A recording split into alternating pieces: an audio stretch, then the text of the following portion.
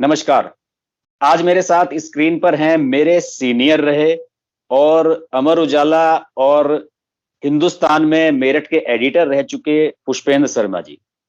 और जो भी आज के शो में बातचीत होगी, जो भी कहेंगे पुष्पेंद्र सर कहेंगे, मैं सिर्फ सवाल जवाब करूंगा, इसके अलावा और कुछ नहीं होगा। और बात हम करेंगे मेरठ के बारे में।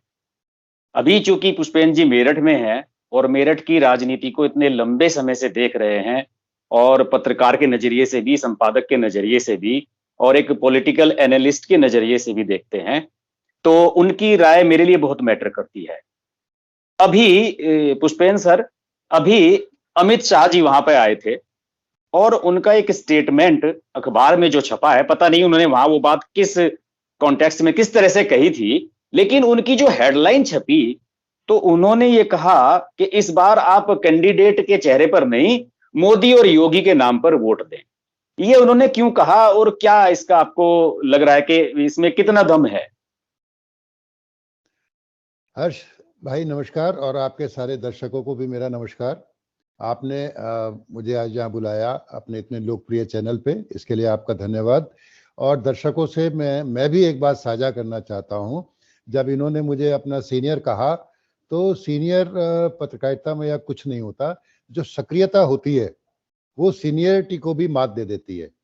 और जो हर्ष कर रहे हैं और जिस तल्लीनता से, जिस तन्मयता से ये जो आप सुबह और शाम के 2 वीडियो देखते हैं, संभवतः आपको शायद अंदाजा नहीं होगा कि इन 2 वीडियो को करने के लिए हर्ष को कितनी मेहनत करनी पड़ती होगी, कितनी स्टडी करनी पड़ती होगी। जो लोग रेगुलर पत्रकारिता कर रहे हैं, नौकरी कर रहे हैं, वही रोजी रोटी है। मैं दावा कर रहा हूं कि 90% लोग उनमें से इतनी देर अपने अखबार को भी नहीं देते। अब इसको छोड़कर भूमिका को, हम जो सवाल हर्ष ने किया है उसका जवाब देने की कोशिश करता हूं, जो मेरी समझ है जी। देखिए, अमित शाह को राजनीति का चाणक्य ऐसे ही नहीं कहा जाता। उनके पास जिस तरह का दिमाग है, जैसी वो रणनीति बनाते हैं, जिस तरह से वो एजेंडा तैयार करते हैं, यहाँ तक कि जो वो एजेंडा तैयार कर देते हैं, विपक्ष उनके पीछे उसी एजेंडे पर चलने को मजबूर हो जाता है। तो अमित शाह जी ने यहाँ पे प्रबुद्ध वर्ग से बातचीत कर रहे थे और लोगों से बातचीत की, कैराना होकर आए। सर मुझे देखिए कि आपको टोक रहा हूं सर, ये प्रबुद्ध वर्ग वगैरह ये क्या था? ये थोड़ा सा क्लियर कीजिए मुझे। प्रबुद्ध बहुत वर्ग। अच्छा, जी। बहुत अच्छा सर हर्ष, आप तो बाल की खाल निकालने में माहिर है। आपने ये भी सवाल बहुत अच्छा किया। इस प्रबुद्ध वर्ग में कुछ डॉक्टर्स थे, कुछ इंजीनियर्स थे, लेकिन ज्यादातर ऐसे लोग थे जो भारतीय जनता पार्टी के पदाधिकारियों के साथ या भारतीय जनता पार्टी की बैठकों में भाग लेते हैं, जो स्थानीय कमेटी और स्थानीय लोग हैं। मुझे एक अनुरोध उनसे करना है कि अगर आगे से कभी भी ऐसा हो तो ऐसे लोगों को वहां पे लेके जाएं जो उनसे मतैक्य नहीं रखते, जो शायद उनके ओपिनियन से इत्तेफाक नहीं रखते। ऐसे ज्यादा लोगों को लेके जाएं तो उन पर ज्यादा प्रभाव पड़ेगा और वोट बैंक आपका बढ़ेगा। अभी तक जो लोग थे वो ऐसे थे जो ज्यादातर भारतीय जनता पार्टी के साथ जुड़े दिखाई देते हैं। हालांकि इसमें शहर के अच्छे डॉक्टर्स जो रोजाना सोसाइटी से मिलते हैं और उनकी परेशानियों को भी जानते हैं, ऐसे लोग थे। और नाम नहीं लूंगा कि नामों की लिस्ट बहुत लंबी है। कुछ इंजीनियर्स भी थे, कुछ युवा भी थे। और उनका जब तक अमित शाह क्योंकि लेट हो गए थे, तो बहुत लोगों ने जो लोकल थे उन्होंने उनका स्वागत किया। और इस बीच में बड़ा एक अजीब सीन वहां पे, अच्छा सीन ये हो गया क्योंकि प्रबुद्ध वर्ग था, तो वो आपस में गप करते रहे। तो जितनी खबर अमित शाह जी के अपने संबोधन की रही, उतनी खबर एक अखबार ने उन लोगों की चर्चा की भी दी। उस अखबार के रिपोर्टर को मैं बधाई दूंगा कि उसने एक बहुत अच्छी कवरेज उसमें करी। रिपोर्टर मौजूद रहा होगा निश्चित रूप से वहां पे।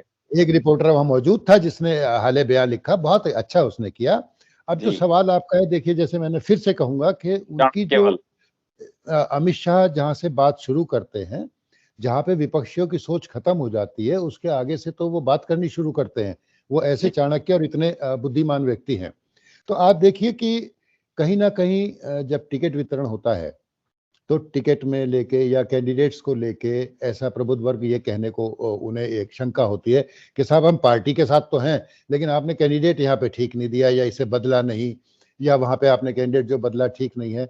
तो उन्होंने बिना नाम लिए कैंडिडेट चेंज का उन्होंने ये संकेत दिया कि जो हमारा बड़ा एजेंडा है, जो बड़ा अम्ब्रेला है, वो अम्ब्रेला तो मोदी और योगी हैं। तो आप इसकी चिंता क्यों करते हैं कि यहाँ पे से कैंडिडेट कौन आ गया या किसे दे दिया, या आप में से कोई जो इच्छुक थे उनको हम नहीं दे पाए तो उनको हम अगली बार देंगे। आप मोदी और योगी को एजेंडे को आगे बढ़ाने के लिए इसे करें। अब मोदी और योगी का एजेंडा क्या है? मूलतः कठोर राष्ट्रवाद, और जो वो कहते हैं सबका साथ सबका विकास। हालांकि उससे पहले वो कैराना होकर आए तो कई सवाल फिजाओं में फैलते रहे कि साहब कैराना से ही क्यों उन्होंने शुरू किया। तो उन्होंने एक ही बात से बहुत सी बातों का जवाब दे दिया कि आप मोदी और योगी को वोट दे रहे हैं, किसी कैंडिडेट को नहीं दे रहे। तो इसका कुछ इम्पैक्ट है अभी, मतलब चुनावी इम्पैक्ट है, या अभी केवल एक ये मोमेंटम बनाने के लिए सिर्फ था? हर्ष भाई देखिए, उस दिन की मीटिंग की बात नहीं कर रहा, लेकिन आप ये देखें कि माहौल जितना भारतीय जनता पार्टी ने जितनी मेहनत अब तक कर ली है, अभी तो उसके विपक्षी उसके पास भी नहीं फटक पाए। आप देखें, योगी जी कैराना आते हैं, योगी जी मुजफ्फरनगर आते हैं, देवबंद आते हैं, प्रधानमंत्री मोदी स्वयं यहाँ पे खेल विश्वविद्यालय के शिलान्यास या उद्घाटन के लिए आते हैं और वो अपना एजेंडा क्लियर कर जाते हैं। विपक्षी तो अभी निकले ही नहीं है। गठबंधन तो यहाँ एक रैली वो जयंत और अखिलेश की एक वो हुई थी, वो भी आपाधापी में खत्म हो गई थी 15-20 मिनट में, अव्यवस्था में, जैसी वो दबथुआ में रैली हुई थी। उसके अलावा आप बताइए कि कोई आपको भी कोई याद आ रही हो कोई जनसभा या कोई ऐसा कार्यक्रम जिसमें उन्होंने जनता को संबोधन किया हो? तो भारतीय जनता पार्टी तो ऑलरेडी आगे निकल गई है। और विपक्षियों ने ये नहीं सोचा कि कोरोना काल है, चुनावी रैलियों पे पाबंदी लगेगी और वर्चुअल पे आगे जाना पड़ेगा, तो उन्हें समय से पहले निकलना चाहिए था। वो समय से पहले नहीं निकले। आप देखें कि यहाँ पर जो टिकटों का वितरण हुआ विपक्ष का, वो भी बहुत देर में हुआ, और ऐसा जैसे गफलत की स्थिति हो, असमंजस की स्थिति हो। कई जगह पर अभी भी गतिरोध बना हुआ है कि दोनों दलों के प्रत्याशी खड़े हैं, जैसे बिजनौर का भी आपको पता है, और जो सिवाल खास का झगड़ा हुआ वो भी आपको याद है ना? तो आप ये देखिए कि वो कितना आगे निकल जाते हैं। अमित शाह ने जो ये वाक्य कहा, इसके कितने ज्यादा मायने हैं। उन्होंने कहा कि आप कैंडिडेट क्या होता है, कौन कैंडिडेट है? वो जो एजेंडा आगे बढ़ाएगा बीजेपी का वही कैंडिडेट है ना। तो बीजेपी का अगर वो एजेंडा आगे बढ़ा रहा है तो मोदी और योगी के एजेंडे को आगे बढ़ा रहा है। तो इन बातों को दिमाग से निकाल दीजिए कि कौन है। आप मोदी और योगी के एजेंडे से अगर संतुष्ट हैं, उसका आगे बढ़ाना चाहते हैं, तो इन्हें वोट करें। इससे आगे कह के उन्होंने बाजी मान ली। लेकिन अभी वो चुनावी माहौल दिखाई नहीं दे रहा, क्योंकि जो परंपरागत ढंग से हमें देखने की आदत है, हमें भी और मतदाताओं को भी, कि शोर शराबा हो, रैलियां हो रही हैं, सब हो रहा है, वो क्योंकि कोविड काल है और पहली बार चुनाव आयोग ने इस तरह की पाबंदियां लगाई हैं। अब देखिए हर्ष भाई, हम बचपन से देखते आ रहे हैं, एक समय था कि वो गाड़ियों पे बैन होता था, एक समय पहले गाड़ियों पे बैन नहीं था, सेशन आए तो एक बदला। तो ये बदलते युग का है। हो सकता है आगे चल के चुनाव वर्चुअल होने लगे या ऑनलाइन होने लगे, तो हमें उसके लिए भी तैयार रहना पड़ेगा। तो अगर उसमें भी आप देखें तो भारतीय जनता पार्टी एक बढ़त लेती दिखाई देती है। अभी तक विपक्ष उसके लिए शायद तैयार नहीं था। तो माहौल उन्होंने बनाने का काम कर दिया, बीज उन्होंने बो दिया। बाकी तो केशव मौर्य आएंगे, योगी हो सकता है एक आध बार और आए, मोदी जी अगर मेरठ नहीं आएंगे तो आसपास आएंगे, तो इस एजेंडे को धार देंगे। मोदी जी के नाम से मुझे याद आ गया कि मोदी जी जब स्पोर्ट्स यूनिवर्सिटी का शिलान्यास करने के लिए आए थे, तो उन्होंने सोतीगंज का जिक्र किया था। आपने पहले भी कुछ इंटरव्यूज में इस पे चर्चा की है, मैंने आपको सुना था बोलते हुए। तो एग्जैक्टली सर मुझे ये बताइए कि ये मैं चूंकि जिस दौर में ये सब कुछ हुआ, मैं मेरठ में नहीं था, मैं दिल्ली में हूं, और ये मुझे बताइए कि ये एग्जैक्टली सोतीगंज की कहानी क्या है जो बार बार मीडिया में हाईलाइट हो रही है, और ये सोतीगंज ऐसा ही मुद्दा है जैसा कैराना के पलायन का मुद्दा? कैराना के पलायन में और इसमें शायद थोड़ा सा अंतर हो, जब हम बात करेंगे तो इस पे आप भी स्पष्ट होंगे। देखिए, सोतीगंज ने एक ऐसी कुख्यात ऐसी ख्याति उसकी हुई, और ये हकीकत है। सही बात ये है हर्ष भाई कि ये हकीकत है जी। दिल्ली से कोई लग्जरी गाड़ी चोरी हो रही है, मथुरा से कोई चोरी हो रही है, आगरा से कोई चोरी हो रही है, राजस्थान से गाड़ी चोरी हो रही है, पंजाब से गाड़ी चोरी हो रही है, और वो मिनटों में, आप शायद सोतीगंज गए नहीं जैसा मुझे लग रहा है आपकी बातों से। तो हाँ, तो बहुत घनी गलियां, और जिस गली में आपको लगेगा कि 2 या 4 दुकान होंगी। मैं वहां गया एक बार, पुराना स्पेयर पार्ट कोई चाहिए था, तो वो नई दुकानों पे नहीं था, तो मुझे लोगों ने सजेस्ट किया कि वहां चले जाइए। तो वो इधर सोतीगंज दिल्ली रोड से शुरू होके उधर थापर नगर के गुरुद्वारे के पास तक पूरी वो सड़क है हजारों पे आबादी। बहुत घनी आबादी थी और आप देखिए कि एक एक घर में 4-4 लोगों के गोदाम और एक एक पार्ट का एक एक विशेषज्ञ। मतलब अगर किसी को स्टेपनी चाहिए तो वो एक के पास मिलेगी, किसी को आगे की इंजन की मोटर चाहिए तो वो एक पे मिलेगी, गियर बॉक्स किसी पे मिलेगा, स्टीयरिंग किसी पे मिलेगा। तो इतना संगठित अपराध का केंद्र, आप जान के ताज्जुब रह जाए कि उसे खुलेआम चल रहा था। तो उसे पुलिस का प्रशासन का अगर सहयोग नहीं होता या पुलिस और प्रशासन उससे पीछे नहीं हटते तो इतनी बड़ी चीज नहीं हो सकती थी। इसमें बड़े दिलचस्प किस्से हमने छापे अखबारों में। और एक तो जैसे एक हेडिंग लगाया था कि अकेले आदमी ने 400 गाड़ियां चोरी करी। अच्छा। और दूसरा ये था कि वो ऑर्डर पे भी गाड़ियां चोरी कर लेते थे। मान लिया आपने कहा कि साहब मुझे तो अपनी फॉर्च्यूनर के वो फलाने 2 पार्ट चाहिए, तो तो वो उस 2 गाड़ी, पार्ट के लिए वो गाड़ी चुरा लाएंगे और आपको उसमें से 2 पार्ट वो निकाल के दे देंगे। किसी और को एक्सपर्ट ऑडी ऑडी का वो रिंग चाहिए तो वो ऑडी का रिंग ही हाँ, ले आएंगे वो। ऑडी का रिंग ही ले आएंगे, उसके लिए ऑडी नहीं चोरी हो जाएगी। ये ओहो। हिसाब था। और आप ये देखिए इतने एक्सपर्ट हैं वो लोग अपने काम में कि जी। गाड़ी चोरी होने के आने के बाद अगर आप पीछा करते हुए वहां पहुंच भी जाएं तो 10 से 12 मिनट में पूरी गाड़ी का पुर्जा एक एक अलग, स्टेपनी स्टेपनी वाले के यहाँ, गियर बॉक्स गियर वाले के यहाँ, स्टीयरिंग स्टीयरिंग वाले के यहाँ, आपको पता भी नहीं चलेगा कि मेरी गाड़ी गई कहाँ। कितने एक्सपर्ट थे वो लोग कि 12 मिनट में खोल देते थे। तो जी एक बड़ा संगठित काम वो कर रहे थे। और एक और मजे की बात आपको बताऊं, जब आपने सोतीगंज का जिक्र किया है जी जी जी। कि एक बार एक मित्र की गाड़ी चोरी हुई। हम्म पता करा, सब कुछ करा कि साहब सोतीगंज में है गाड़ी। तब हम्म। तक वो गाड़ी कटी नहीं थी। अब चूंकि प्रभावशाली थे और सबसे संबंध थे, पुलिस वालों को भेज दिया, सबको भेज दिया कि भाई गाड़ी बरामद होगी, वो पकड़े जाएंगे। हाँ तो हाँ। आप देखिए कि जवाब क्या मिलता है। और पुलिस वाला भी क्या कहता है कि साहब हम्म जो ये कह रहे हैं इसे मान लीजिए। मैंने कहा भाई क्या कह रहे हैं? हम्म। तो उन्होंने कहा साहब ये कह रहे हैं कि जो लागत लगी है वो तो दे दो, जो चोरी करने में लगी है हमारी, गाड़ी ले ओफो। जाओ। और ये ओफो। पुलिस वाले से ही कहलवा रहे हैं कि साहब खर्चा तो 50,000 का हुआ है और बीच में क्योंकि 2 लोग बीच में आते हैं तो उनको भी पैसे दिए जा गए हैं, तो जो लागत तो ज्यादा आती है, पर करने में क्योंकि जो आप अपने हो, क्योंकि आप अपने हो इसलिए ओफो। 50,000 दे दो। ये ऐसा ही है हर्ष भाई, अगर याद हो तो 3 हम्म। दशक पहले और 2 दशक पहले होता था ना कि पकड़ दूसरे को दे दी, जब किडनैप जी करके जी पकड़ जी, वो देते थे तो उससे इधर यहाँ पैसे वेस्ट लेते में थे। वो होता था, राजस्थान के, वहां के व्यापारियों को लेके हाँ, आते थे। लेके आते थे, उसे पकड़ कहते थे। तो ये इस तरह का काम था। ये वाकई एक ये इतना ये संगठित। ये जो सोतीगंज वाला ये मार्केट है, ये कौन से दौर में बढ़ा, ये कैसे डेवलप हुआ यहाँ पे, इसका मतलब इसका क्या सीन है, या ये पहले से ही है? हम तो देख रहे 20-30 साल से नहीं तो है ही। नहीं नहीं, देखिए किसी भी एक सरकार का नाम लेना उचित नहीं होगा हर्ष भाई। हाँ अगर हाँ। आप याद करें तो पहले यहाँ पे क्या होता था कि 2-4 अंडे की दुकानें थी, 2-4 मुर्गे और मुर्गियों की दुकानें थी, हम्म। 2-4 कसाई बैठते थे जो बकरे लटके हुए होते थे या वो हाँ, होते थे। गुड़ उसके बेच के अलावा आते यहाँ पर, हैं। हाँ। हाँ, बंसल सिनेमा से पहले हम्म। और कैंट बोर्ड अस्पताल से आगे जैसे आप चलते थे तो ये शुरू हो जाता था बाजार।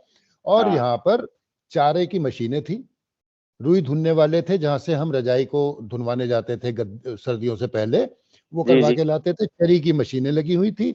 ये स्थिति थी। धीरे धीरे यहाँ पे मोटरसाइकिल ठीक करने वाले, एक जान मोटरसाइकिल वाला था, बड़ा फेमस रहा वो जावा के लिए। एक रिपेयर समय से काम जावा, शुरू हुआ, रिपेयरिंग से। मैकेनिक्स जो हाँ, है वो शुरू हुए। पहले मैकेनिक आए। हम्म। मैकेनिक के बाद में जो कबाड़ का सामान, कभी जली कोठी सिर्फ मिला करता था, वो हाँ धीरे हाँ। धीरे एक दो दुकान खुली और खुलते खुलते अंतर्राष्ट्रीय बाजार बन गया। देखते देखते इतना बड़ा बाजार बन गया। तो ये किसी एक और शासन काल को इसे इसे दोष खत्म देना ठीक कराने नहीं। इसे खत्म कराने का जो योगी जी क्रेडिट लेते हैं, क्या वास्तव में उन्हें क्रेडिट है इसका, या इसका कुछ समय से इसके पीछे लगा हुआ था, एडमिनिस्ट्रेशन कुछ था देखिए अगर आपके दर्शक बोर ना हो तो मैं जी इस बात को थोड़ा दूसरी तरह से कहना चाहूंगा जी। कि किसको क्रेडिट दें और किसको ना दें। हाँ हाँ। होता क्या है कि जब भी सरकारें बनती हैं, जब बसपा की सरकार बनी तो मैंने देखा कि एक एडीजी स्तर के आदमी के पास, हम्म अधिकारी के पास एक हम्म। शख्स आया। और वो आगरा क्षेत्र की बात है तो फिरोजाबाद से वो आया हाँ हाँ। और उसने पैर फैलाए, कुर्सी पे बैठ गया और कहने लगा कि साहब हमारी सरकार में ये हो जाएगा, हमारी सरकार में हमारे काम नहीं हो रहे, हमारी सरकार में वो पिट गया, हमारी सरकार में इस दरोगा ऐसे कैसे बोल गया, उस थानेदार को बदलिए, इस दरोगा को बदलिए। हम्म अखिलेश यादव की सरकार आ गई। हम्म। अखिलेश यादव की जब सरकार आ गई तो दरोगा जी और थानेदार साहब जैसे कोई दाढ़ी वाले मियाँ जी आए, उनको बाहर तक गेट पे छोड़ने गया और चाय भी पिलाई। अब क्या ये अखिलेश ने कह दिया था उस दरोगा से कि कोई दाढ़ी वाला आए तो बाहर तक छोड़ने जाना, या मायावती जी ने कह दिया था कि तुम जाके एडीजी को हड़का देना? सही बात है। नहीं होता। तो एक परसेप्शन बनता है भाई, हर्ष भाई। जी, अब ये जी। परसेप्शन ये था कि ऐसे अपराधियों को छोड़ना नहीं है, लोग खुद एक्टिवेट हो जाते हैं। यस। तो ऐसे ही जब ये शासन काल आया तो पुलिस को ये लगा कि अगर हम इन पे कार्रवाई करेंगे तो शायद हम पे कोई राजनीतिक दबाव नहीं डलेगा। तो बीजेपी लंबे अरसे के बाद लौट के आई थी, ये भी बात सही है। यस, जो मैं मनोविज्ञान समझ रहा हूँ, तो पुलिस का एक हौसला ये हो जाता है कि अब सही समय है, अब लोहा गर्म है, अब चोट की जा सकती है। और उसके बाद जो यहाँ पर एसएसपी आए या दूसरे अधिकारी आए, शायद उनमें भी तालमेल अच्छा था और उनकी इच्छा शक्ति भी, दृढ़ इच्छा शक्ति थी, तभी वो इस काम को कर पाए। डेफिनेटली इसमें जो पीछे होती है वो लीडर सामने ना हो, पर उसका जो मैसेज होता है, जो उसका एक संदेश होता है कि आप खुल के स्वतंत्र है, काम करिए, शायद उस मंत्र ने काम किया होगा। तो अब ये सोतीगंज का क्या सिनेरियो है? अभी वहां पे क्या सब खत्म हो चुकी हैं दुकानें? अब अगर हम कोई पार्ट लेने जाए तो मिलेगा या नहीं? बड़ी बड़ी रोचक चीजें आई। अच्छा। पहले आया कि साहब वो जो है अब हम सब्जी बेचेंगे, हमें सब्जी बेचने की इजाजत दे दी जाए। फिर आया कि साहब पुलिस और प्रशासन ने ये सोचा कि भाई जैसे सुधार गृह होता है, सुधार का काम होता है, तो इनको सुधारा जाए। तो एक लोन मेला लगाया गया सदर थाने में। अच्छा। उसका संबंधित थाना सदर है, वहां पे बैंक वालों को बुलाया गया और सारे इन्हें कबाड़ियों को या इन व्यापारियों को बुलाया गया, भाई जिससे नया काम शुरू करना है तो बैंक वाले उसे थोड़ा आसानी से लोन दे देंगे। अच्छा। लेकिन दुर्भाग्य देखिए कि एक आदमी के भी कागज इस लायक नहीं थे कि बैंक वाले उन्हें लोन दे पाते। डॉक्यूमेंट पूरा नहीं कर पाएगा। डॉक्यूमेंट कोई थे ही नहीं, क्योंकि उन्होंने कभी कोई रिकॉर्ड पे तो सेल करी नहीं थी, नंबर 2 का काम था। तो उनका कोई रिकॉर्ड ऐसा नहीं था जिसके आधार पे उन्हें लोन दे पाते। प्रयास जरूर हुआ कि इसे ठीक किया जाए। अब स्थिति यह है कि ज्यादातर दुकानें बंद हैं। कोई अभी एक खबर जरूर छपी थी कि अब ये शिफ्ट हो रहा है आपके शहर में, मेरे शहर से आपके शहर जा रहा है। नहीं, यहाँ तो गैंग पकड़ा भी गया है, मुजफ्फरनगर में एक गैंग पकड़ा गया है यहाँ पे इस तरह का। तो अभी पता चला कि 4 गाड़ियां चोरी हुई जो मुजफ्फरनगर में कटनी शुरू हो गई हैं। तो होता क्या है कि जब भी इस तरह का व्यवसाय शिफ्ट होता है, प्रयास जरूर होगा, उसे मुजफ्फरनगर अड्डा बनाने की सोचेंगे, और हो सकता है बिजनौर चले जाएं, हो सकता है मुरादाबाद चले जाएं, पहुंच जाएंगे और कुछ नहीं पता। तो पुलिस को बहुत तगड़े तालमेल की जरूरत है ताकि वो ये इस तरह का अवैध धंधा दोबारा ना पनप पाए। अच्छा, इसका कुछ अब आने वाले जो विधानसभा चुनाव हैं उसमें जैसे कि ये सदर सीट में लगेगा, कैंट में सोतीगंज, ये किस क्षेत्र में लगता है? सोतीगंज कैंट में लगता है, कैंट में, मेरठ कैंट में आता है। हाँ, तो ये कैंट की और सिटी की जो मुस्लिम खासतौर से आबादी है जो इससे जुड़ी हुई थी इस कारोबार से, क्या उसे ये कहीं पे प्रभावित करेगा? क्या उन्हें जब वो बटन दबाने से पहले सोचेंगे सोतीगंज के बारे में या नहीं? हर्ष भाई, मेरे ख्याल से जिसकी गाड़ी चोरी हुई होगी और जिसकी गाड़ी कट गई होगी उस पर तो प्रभाव पड़ेगा, पर जो ये काम करने वाले लोग थे, दुर्भाग्य से या एक संयोग कहिए कि ये वो लोग थे जिन्होंने शायद ही कभी भारतीय जनता पार्टी को वोट दिया हो। हाँ, वो तो है ही। तो वो इलाका ही ऐसा था कि उसे मान लिया जाता है कि उनका वोट कहाँ जाता है सब जानते हैं। तो मुझे नहीं लगता कि उसका बहुत ज्यादा अंतर पड़ेगा, लेकिन जो अन्य समुदाय हैं, जो बाकी समुदाय हैं, उनमें इसका एक अच्छा संदेश गया। तो सर, आपकी बातचीत हमारी देखिए लगभग 20 मिनट की बातचीत हो गई और हम अमित शाह से शुरू हुए और मोदी जी और सोतीगंज तक होते हम कहां से कहां पहुंच गए। लेकिन आपका मुझे फायदा ये हुआ कि आपने जो सोतीगंज की क्या कहते हैं ना कि हिडन और जो अनसंग स्टोरीज बताई हैं उन्हें सुनकर मैं बिल्कुल अचंभित हो गया कि किस तरीके से खुलेआम पुलिस और प्रशासन की मिलीभगत से ये सब कुछ चल रहा था। और सर, आपसे मेरठ के बारे में आगे भी बात होती रहेगी और आगे भी कुछ मुद्दों पर मैं आपसे बात करूंगा। आपका मेरे कार्यक्रम में जुड़ने के लिए धन्यवाद। हर्ष भाई, आपने मुझे बुलाया, आपका बहुत धन्यवाद। और श्रोताओं से मेरा अनुरोध है कि हम थोड़ा सा दूसरी बातें कर गए, अगर बोर हो गए तो अगली किस्त का इंतजार करें, हम लोग ऐसी दिलचस्प बातें आगे भी करते रहेंगे। श्रोताओं को भी मजा आएगा। Thank you sir. Thank you very much sir, thank you.